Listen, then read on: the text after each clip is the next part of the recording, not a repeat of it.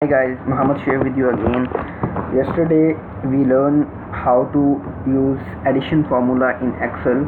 Today we are going towards the next formula, which is subtraction.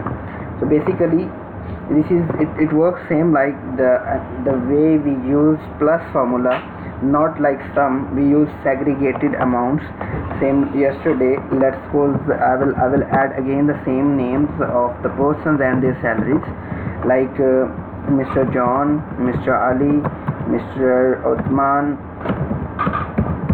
and Mr. Farman, whatever.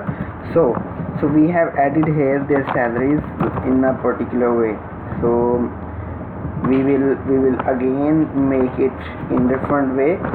This is how we use addition formula, which was very simple. We can give is equal to or however we want, and the other which we used was particular columns.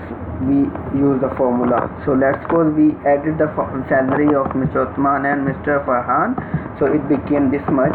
And now if you're going to add our new formula, which is subtraction, so you have to apply same way other we are using, as I already informed last time, that is equal to sign is used to start any formula.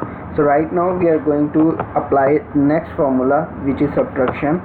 So we took one amount, which was total amount of all the employees, and then put the sign of minus, then put the second amount which you want to subtract.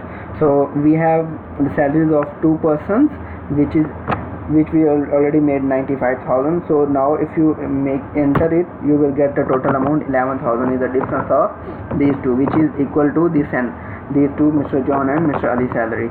So this is very simple, same like we use a way of plus formula.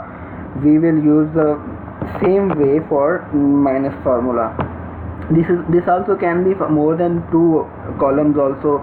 You can calculate as many as you want. Hope you like this video, and please share